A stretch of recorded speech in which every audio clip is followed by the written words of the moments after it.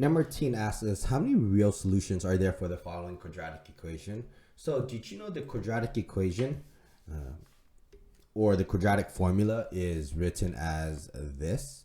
It is negative b plus and minus, and on the inside it is b squared minus 4ac, and you divide that all over 2a.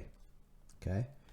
To determine the number of solutions, you only look at one part, which is this, okay, which is the b squared minus 4ac part. That's all you look at, okay?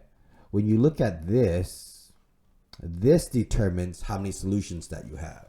This has a special name. This is called the discriminant, I think. That's how you spell it, right? Okay, so there you go. So we do that. So let's find our values. A here is negative 1, B equals to 2, C equals to 3. Let's do the discriminant.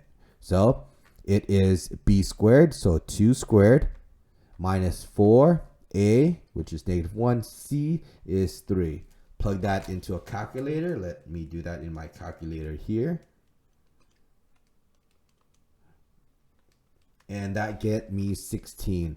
So here we can say that the discriminant is 16. The fact that this is 16, which is positive, okay, we can say it has 2 real solutions. There you go. Because when you solve it, inside the radical, it's going to be a radical 16. All right, let's do this. B, A equals to 1, B equals to negative 6, and C equals to 8. Let's plug into the discriminant.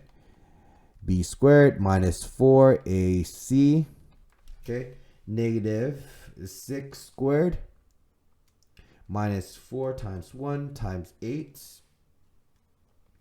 That gets us 4. Okay, so here we can see that the discriminant is 4, which is positive.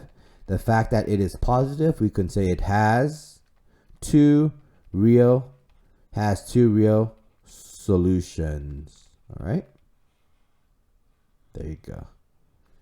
And then let's look at C.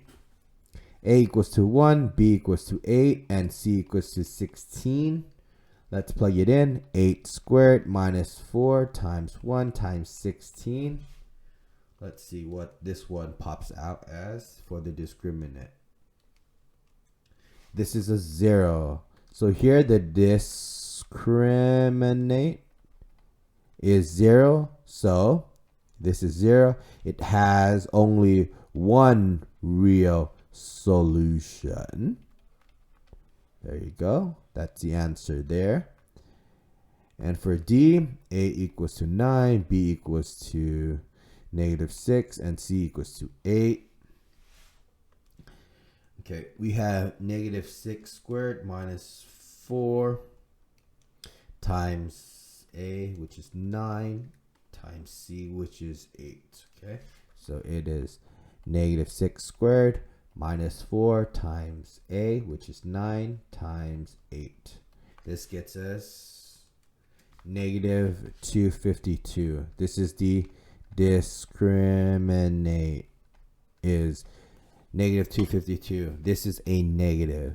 Since this is a negative, it has no real solutions. All right, and there you go. So all of these, we use the discriminant to determine how many real solutions they are. If the discriminant is positive, it has 2 real solutions. If the discriminant is 0, it has 1 real solution. And if the discriminant is negative, it has no real solutions.